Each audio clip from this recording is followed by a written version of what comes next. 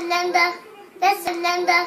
Listen. Okay, what? We need to have a serious conversation about this video because what it's done is spread fear throughout my community, and I came home because I love my community, and what we've been through is tragic. Cold blue alert system. So I'm in the pit in a COVID ICU, and I have never. Yeah. What the hell? Guys, this is my community, and this nurse has really wreaked some havoc. I did get on her page tonight and let her have it. I'm under a different profile, unfortunately, because I've been censored by Facebook for my conservative views. That doesn't mean I won't get the message out there. I'm on Instagram. I'm also on YouTube. My video from the front lines in New Jersey went viral. It's this one here. I will post the picture of what I suctioned out of a person's lungs attached to this, hopefully somehow, because I was trying to do it in a camera video, but I can't switch the camera around to show you what I want to show you. But at the same time I did that video, Nicole Sirotech did this video. Telling you that they're murdering these people and nobody will listen to me. And they all know what's happening. They all agree with me, and they all... I'm sure we all remember that video. That's at the same time that my video went viral, but mine was full of education and a mucus plug that I had pulled out of a patient, which is not violating HIPAA because it didn't identify the patient, so people just need to stop that argument. But what Miss Rogers made a comment about on the KTSM article, they used her Facebook post. Out of all the COVID assignments I've been on, Rivers said in a Facebook post, this is the one that's left me really emotionally scarred, which is what happened with Nicole in this previous video. The facility I'm at has surpassed the one I was at in New York. Tonight on her live video, she revealed that she was at an extended care facility in New York that is not an intensive care unit. 10.6% of people survive in hospital CPR. It is not successful because we have done everything we can up to that point with medication and machines and everything else to keep you alive. The risk and the benefit has to be weighed when we do things like this. Some do a gentle code, they'll do medication only. The goal is to minimize the amount of people in the room. In Laredo, when I was there, we were overfilled. We had to call in FEMA. The original outbreak in Laredo, there was 100 people infected by one asymptomatic patient, and that is before we knew more about COVID. The second wave came when the bars reopened and people flooded into the ICU. Within 30 hours, it was filled. I was by myself. We had to call in Crucial. Crucial puts up ads like this.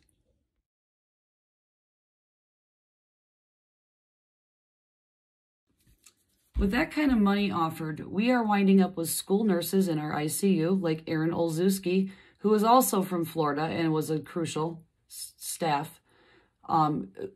Crucial does not do background checks on the people that they deploy. They take them at their word, they verify their license, do a background check, and deploy them that night. But with money like this being offered, people start chasing money instead of patients. And I came back from an assignment in Illinois. I did everything I could to get out of it, to come back here and help my community, because I know what we went through, and I know that this community is full of love and we are very strong. And that is the problem about why this is spreading. And that's what people do not understand about El Paso. This is not like the rest of the world or the rest of the United States. We are on the border. The border town, even in Laredo, it's about a third of the size here of El Paso.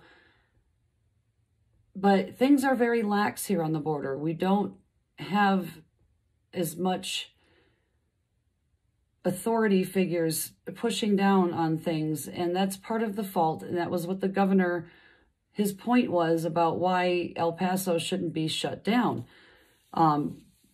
They were not successful with overturning that in an appeals, and our extension was moved to December 1st. The problem is we didn't institute these policies that the governor recommended quickly enough. And that's a problem.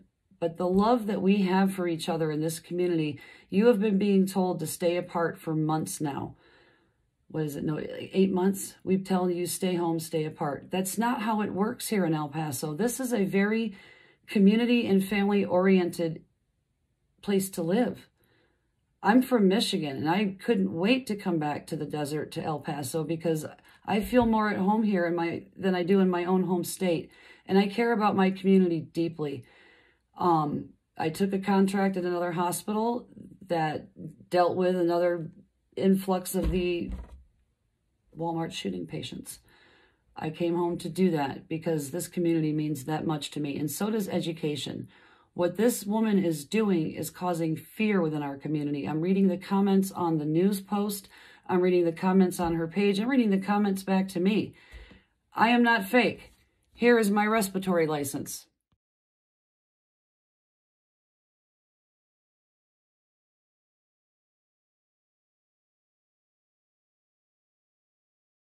I'm a registered respiratory therapist. I have been for 10 years, and I am credentialed to do my job. This is well within my scope of practice. I have been in an international women's magazine. I have done podcast interviews on Be the Change, and I also did one with Melissa Billy Clark, and she works for Preferred Health. So if I was not credible, these individuals would not be interviewing me. I have completed the 115 modules for MedCram on COVID education. I keep on top of it. I do COVID education live videos. People come to me with questions because they know I'm not going to spread fear. And that is the most important thing. What she did and what the Nicole Sirotek did was made us look terrible as healthcare providers. Those are my coworkers and my community members. We love each other here, and there is so much love in this community. That is what's causing this spread, because they just don't want to stay apart anymore. We live in multi-generational homes. It is a 83% Hispanic community here. We know that COVID affects Hispanics and Blacks. It's almost discriminatory. If anything's going to be referred to as racist, it should be the virus. I'm not the one picking and choosing the patients. But up in New Jersey, I didn't have a single Caucasian patient until I got to Georgia in August. 4 months it took me to have a white patient. Her comments, the patients we coded, that we're not allowed to bag them because it could increase our exposure, which I hadn't seen. Again, she was in a long-term care facility. We were very much doing that out in New Jersey. There was across the country. We weren't coding people. Laredo we did, but they were going in with hazmat suits, duct taped down. I mean, in Laredo, when the state came in to give us a safe place and a safe environment to work, they really did. They did a fantastic job. And to bash the state of Texas and El Paso for not doing anything, this is happening across the country. We do not have the infrastructure to handle that here. El Paso is like it's a big city with a small town feel, but we do not have a lot of things. We don't have ECMO. We have to fly people to San Antonio to get that. That's like 8 hours away from here. People do not realize the vast expanse that Texas takes up. El Paso is far west. University Medical Center is the only level 1 trauma center in the Southwest region. We get people airlifted in from New Mexico because we're right on the edge of New Mexico to the north and to the west. We get people sent from all over. So we are very experienced there. We know how to do our jobs. And to make us look like we are not taking care of people and like we could do more, there is no treatment out there. We were working on a vaccine. We can't achieve herd immunity without a vaccine. I'm personally not going to get it because I would like it to be tested further. I want to know the side effects, but that is your choice to make. I provide you with information on this channel to make educated and informed decisions for yourself and to not spread fear. I try to answer those questions so people can make decisions based on their situation because everybody is different. She says, not one patient who coded survived. Do you know that I haven't had a single ventilator patient survive yet? Every patient that I have taken off the ventilator has gone back on and passed away. That being said, when we first started this pandemic, 97% of people over the age of 65 die on the ventilator. Those under the age of 65, it was like in the 70s. Do you know that we're down into the 30% range for overall ventilator survival rate? That's a hell of a change. There's a reason why. A virus does not want to kill you. It wants to feed off you. It needs its host. If you die, the virus dies. So as it mutates, it figures out ways to not kill you, but to spread, which is what's happened here in our community. But we have a lot of people on ventilators. Hispanics and Blacks have a higher risk of heart disease, diabetes, and all these other things that COVID causes complications with. It's genetic. And you can go back on my video channel. I'm going to share all the links to this, to my Instagram. I've closed it to anybody friending me on my main account right now until I can get back into it. We'll see about November 19th. But that's not because I'm not credible. I've shared my stuff. If these magazines and people interviewing me thought that I wasn't credible, I wouldn't be in them. But this lady here, I didn't have a news article posted like this. I had done my video because of this.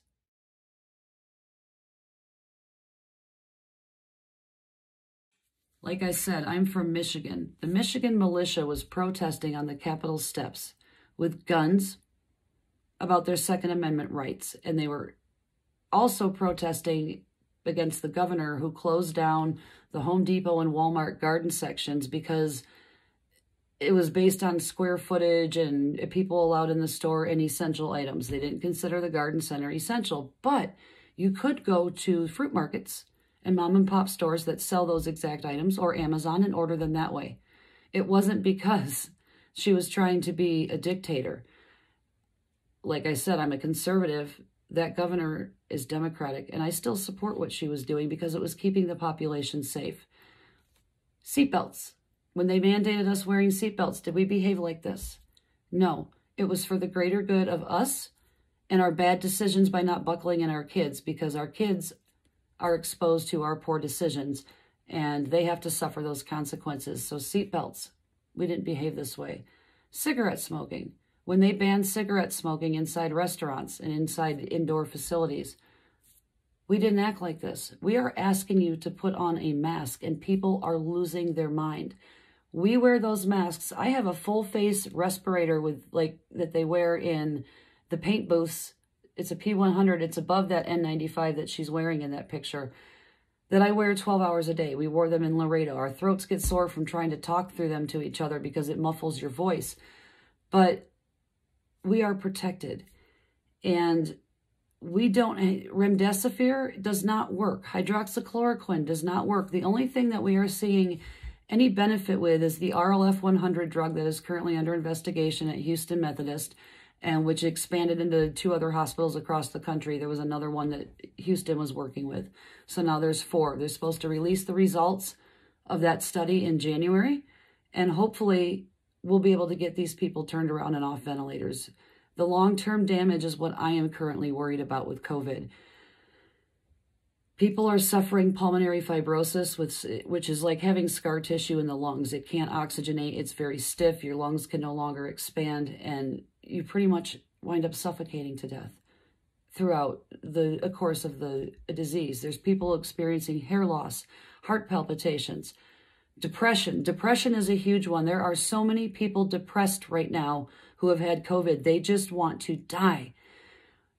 COVID is not a respiratory virus. It is a virus that affects the endothelium in the blood vessels. And that's what's causing the little micro emboli that are clotting up in the lungs and the brain and the heart and causing heart attacks and strokes. It comes in through the respiratory system, and that drug, the RLF 100, it's a peptide that is found in the guts, and we have found that when it is given by IV, it helps to coat and protect so the virus can't bind in the lungs to get in the body.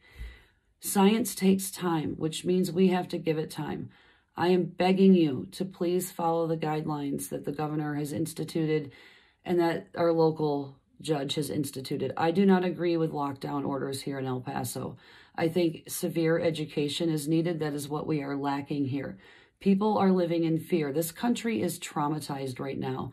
I deal with PTSD and veteran causes, and what I am seeing is a nation that is behaving like our traumatized veterans do.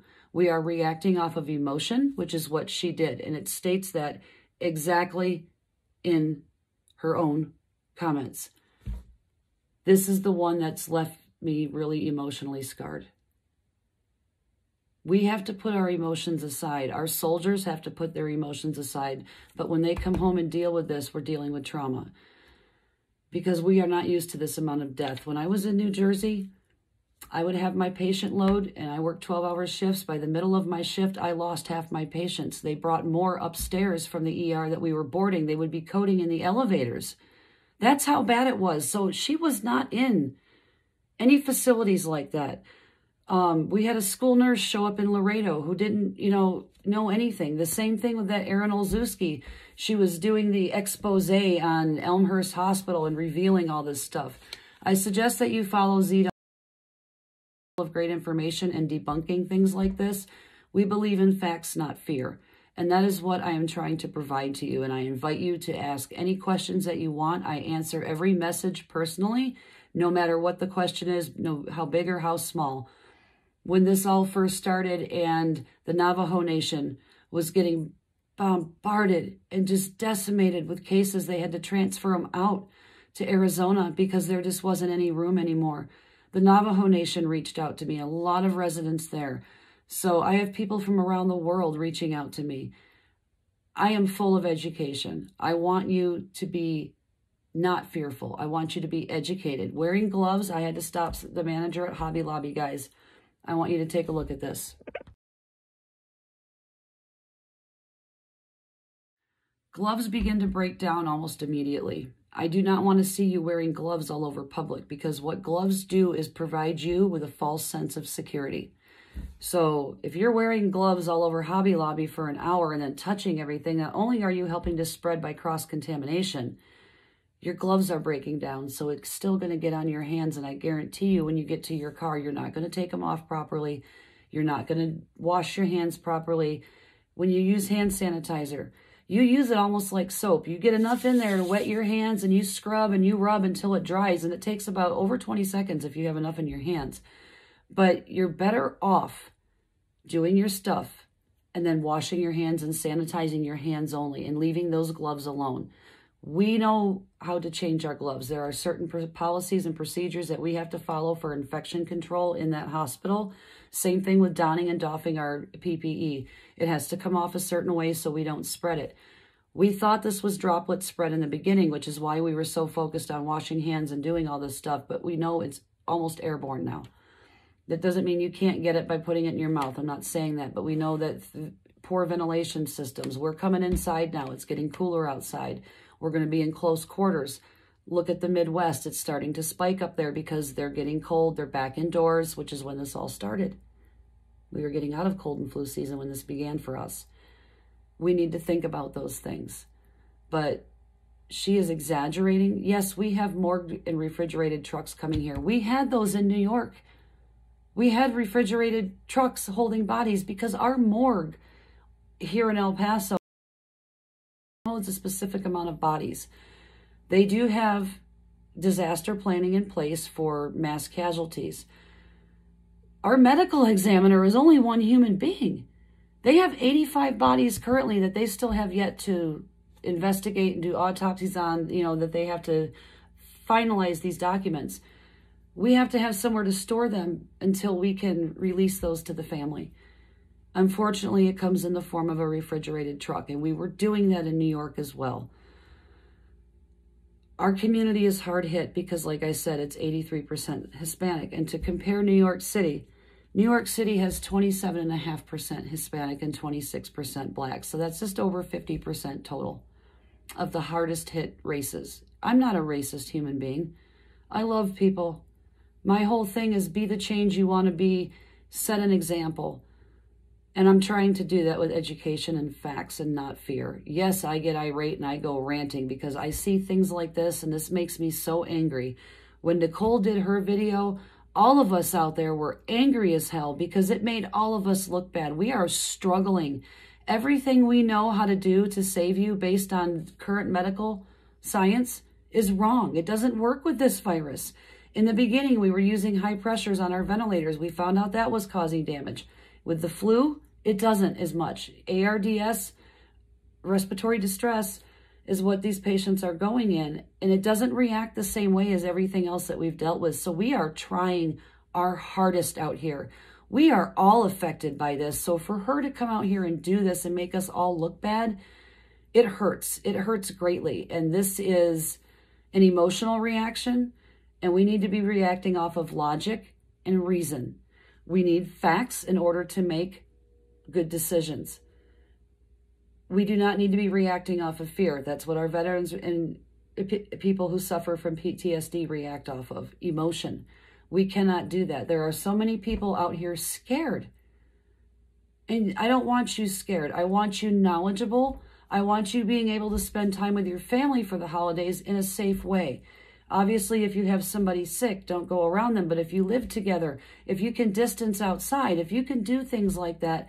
The governor in Alaska shared a video today that was sent to me, and it was perfect. It was 4.5 minutes long, and he asked the businesses and the people to do particular things. Work from home if you can. They asked businesses to please allow those employees to do that without repercussion, because if you can get groceries delivered to your house and brought to the curb, do that.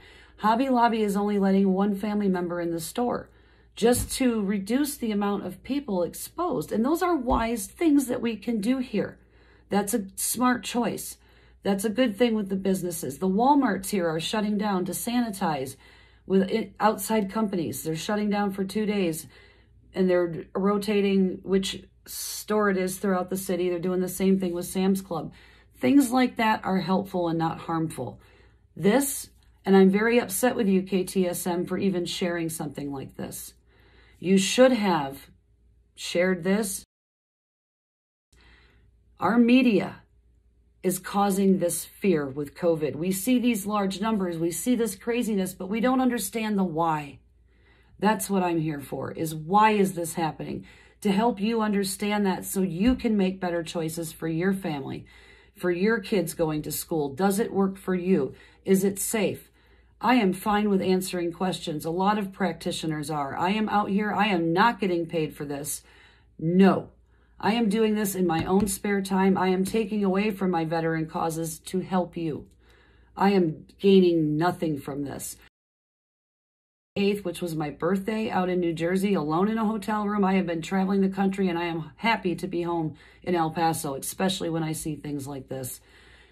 And I had over 300 messages just in my spam folder that I didn't catch, 150 more, like 22,000 shares to that video, over 500,000 views between all the versions. I actually had to redo the video to put the mucus plug up there, which is this.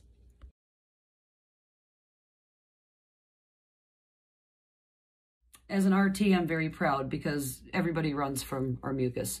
But that finally gave people a face to COVID as to what was happening with our ventilators. That obstructed that kid's tube. Had I not been able to get that out, I would have had to pull his tube because it blocked off his airway. He was 19 years old, a football player with a scholarship, and he didn't make it. The next door to him was a nurse that was loved by the staff, that clung to life with numbers that I have never seen a person hang at for days to fight to live. And he was a beloved member of the staff, and it was very sad to lose our staff. This happened in Laredo. Staff members brought it home to their families. I mean, 5 members of a family all wound up in the hospital. I believe 3 of them passed away. It wasn't a staff member, but, you know, this is decimating our Hispanic community. And people do not understand our way of life down here. I am blessed to live here in this community. I love it a lot. I love you guys. You are so family-oriented and so positive and so tolerant. We have a strong LGBTQ+ community here. People aren't judged here. There isn't any racism here. People are appreciated for who they are and loved. And to see this attack on my community and my former employer and my coworkers who work there, who are just awesome human beings, that hurts. She wants to know why things aren't being done. Well, because things are a little bit different here on the border, sweetie. It's a little bit different than Florida. She wasn't in an ICU in New York. She's trying to compare what we're dealing with here to what she dealt with at an extended care facility in New York. And if you remember, Governor Cuomo and the governor in Michigan are being sued because we forced COVID patients into extended care facilities. In the beginning, we were protecting them, and then they got forced in there, and it was the extended care facilities that weren't managing and providing their staff with PPE. I've had people quit nursing homes because of it. That's the why. How to prevent it is hand washing, keeping our social distance, and wearing the mask. And the mask does not raise your carbon dioxide levels. We wear them all the time. The surgeon wears them to not put his germs in your open wound, not to stop you from breathing in somebody else's germs. People are misinformed about how masking is supposed to work. It is to keep your germs to yourself. So we ask you to wear that mask, and we ask you to keep that distance because we know that can travel in the air. If you are outside running a trail and there's nobody else around, there's no reason for you to have a mask on. I'm sorry, I do not agree with those orders that's happening in California, things like that. But crowding a beach in Florida and New Jersey, that's not acceptable. We need to make smarter choices. Distance yourself. I participate in the Upper Valley Farmers Market. We socially distance there. We wear our masks. And we go about doing things in a healthy manner, and we encourage people to do so. And I'm sorry that it had to happen in our community with this tragedy again. We are going to be traumatized for a while, and I love you guys, and we are going to heal through this, and we are going to get through this together. But please do not play into this hype. Do not play into what the mainstream media is telling you. If you have questions and you're looking for answers and facts, you come find me, because I will provide them to you. And I have links all over this YouTube channel for you to do so. But please, don't buy into this. And KTSM, that was wrong. I also want to share with you some of the thank you messages that I received from my video. Just so you know that there's real people out there who aren't criticizing me for my information.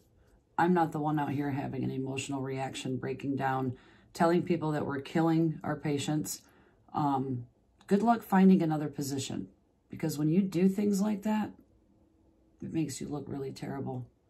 You need to spread education. We are here as educators, and that is our job, is to care for people and to teach them, not spread fear.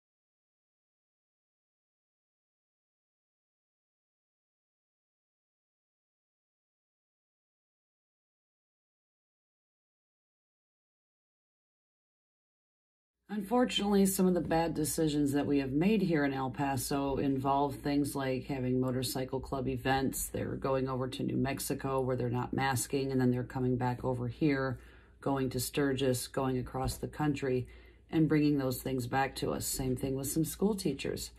I'm not going to name names, but they're going out and participating in these events and then going back to the schools with the people that they work with, even if the kids aren't there, and spreading it that way. So those are just a few examples that I'm talking about within our community. And if you know somebody or you are being involved in those events, shame on you, because I warned you that this was going to happen and I got called a fearmonger. And now look what's happening in our community. I care. I care too much sometimes. I take a lot of crap from people, but I still keep doing what I do because I love my patients and I love my community.